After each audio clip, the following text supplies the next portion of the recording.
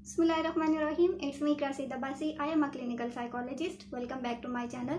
So आज की video में हम बात करते हैं कि साइको डायग्नोसिस क्या होता है। पिछले लेक्चर में हम लोगों ने बात की थी कि mental status examination of depressed person क्या होता है, डिप्रेशन की अलामात क्या होती हैं, सिम्टम्स क्या होते हैं, बॉडी लैंग्वेज क्या होती है। और अब ये क्राइटेरिया मैंने आपको कहा था कि 2 हफ्तों से लगातार आपकी सिचुएशन चल रही हो, आपके सिम्टम्स चल रहे हो, नींद का ना आना, भूख का ना लगना या बहुत ज़्यादा भूख लगना, मूड उदास रहना, काम में दिल ना लगना, वर्थलेसनेस, होपलेसनेस, हेल्पलेसनेस का महसूस होना। तो अब ये हमारा क्राइटेरिया अकॉर्डिंग टू DSM-5 या DSM-4 कुछ लोग अभी तक फॉलो कर रहे हैं, उसके अकॉर्डिंग चलता है। अब DSM हमारे पास क्या है? Diagnostic statistical manual of mental health disorders, यानी एक DSM की हमारे पास किताब है जिसमें सारे जितने भी डिसऑर्डर्स हैं, डिप्रेशन है, एंजाइटी है, फोबियाज हैं, स्किज़ोफ्रेनिया है, पर्सनैलिटी डिसऑर्डर्स हैं, ये सारे डिसऑर्डर्स मेंशन हैं। इनके सिम्टम्स मेंशन है, इनका कितना ड्यूरेशन होता है, ये कॉन्टिन्यूस होते हैं, एपिसोडिक होते हैं या अटैक्स की फॉर्म में होते हैं, ये सारे उस बुक में मेंशन हैं। और 5 to 6 क्राइटेरिया, इतने सिम्टम्स हो तो आपकी ये बीमारी होती है, इतने सिम्टम्स हो तो आपकी बीमारी जो है वो नोये चेंज हो जाती है। मिसाल के तौर पे अगर हम डिप्रेशन की बात करें तो डिप्रेशन में हमारा एनर्जी लेवल लो हो जाता है, मूड बहुत ज़्यादा लो हो जाता है, काम में दिल नहीं लगता, हमारी एक्टिविटीज़ जो हैं वो कम हो जाती हैं। जबकि दूसरी तरफ हमारे पास मैनिया आता है। मैनिया का ड्यूरेशन 1 हफ्ते का है। अगर डिप्रेशन में आपकी एनर्जी कम हो जाती है तो मैनिया में आपका एनर्जी लेवल बहुत ज़्यादा हाई हो जाता है। आप हर चीज़ में एक्स्ट्रा इन्वॉल्व होना लग जाते हो, आप एक्स्ट्रा बातें करने लग जाते हो, जबकि डिप्रेशन में आप उदास रहने लग जाते हो। तो इसी तरह ये हम अकॉर्डिंग टू DSM किसी भी पेशेंट को या किसी भी पर्सन को डायग्नोज करते हैं। ये हर पर्सन अपनी सोच के मुताबिक या अपनी ऑब्जर्वेशन के मुताबिक नहीं देता, बल्कि एक जो प्रॉपर क्राइटेरिया है, एक प्रॉपर पैटर्न है, उसके अकॉर्डिंग किसी भी पेशेंट को डायग्नोज किया जाता है। तो कभी भी ये मत समझें कि साइकोलॉजिस्ट जो हैं वो अपनी ऑब्जर्वेशन से बात करते हैं, ऐसा नहीं है, बल्कि बुक्स बनी हैं, क्राइटेरिया जो हैं वो सेट हैं, उनके अकॉर्डिंग किसी भी पेशेंट को डायग्नोज किया जाता है या उनके अकॉर्डिंग पेशेंट को ट्रीट किया जाता है। तो इसीलिए आप किसी भी साइकोलॉजिस्ट को चेकअप करवाने के लिए घबराएं मत। जिस तरह फिजिकल बीमारियां होती हैं, जिस्मानी बीमारियां होती हैं, उसी तरह जहनी भी बीमारियां होती हैं। जिस तरह हमारे जिस्म को बुखार होता है, इसी तरह जहन का बुखार डिप्रेशन कहलाया जाता है।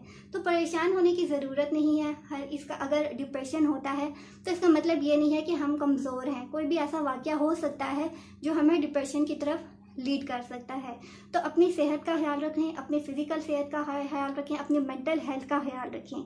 और DSM क्राइटेरिया डिप्रेशन का क्या था वो भी मैं आपको DSM के ज़रिए दिखा देती हूँ कि हमने खुद से उसको डायग्नोज नहीं किया, बल्कि एक स्पेसिफिक पैटर्न के अकॉर्डिंग हमने बताया है कि फ़लाँ पेशेंट में डिप्रेशन है या फ़लाँ पेशेंट में स्किज़ोफ्रेनिया है। ये बातें करने का सिर्फ और सिर्फ मकसद ये है कि अभी तक बहुत से पढ़े लिखे लोग भी ऐसे हैं जो साइकोलॉजी को हज़म नहीं कर पा रहे और उनको लगता है कि साइकोलॉजी सिर्फ बातों का नाम है।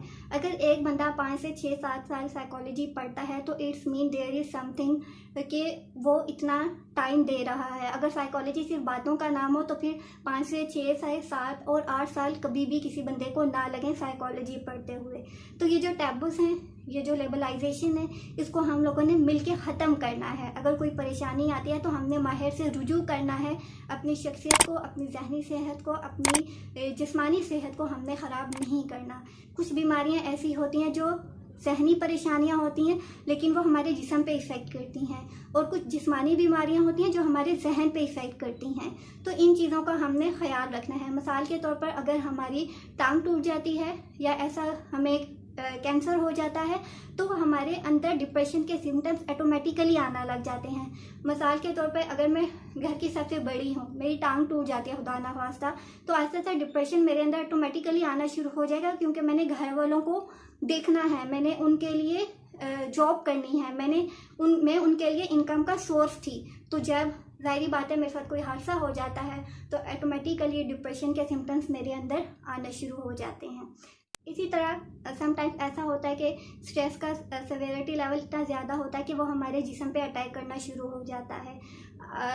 वो होता तो जहनी मसला है, लेकिन हमारी बॉडी जो है वो काम नहीं करती है, बल्कि हमें लगता है या हम बिल्कुल, या तो हमें फॉलेज का खुदा ना खास्ता अटैक हो गया, या इस तरह से हमें फील होना शुरू हो जाता है। अगर हमारी बॉडी कपकपाने लगती है तो वो कंटिन्यूसली कपकपाना ही शुरू हो जाती है, वो रुकती नहीं है।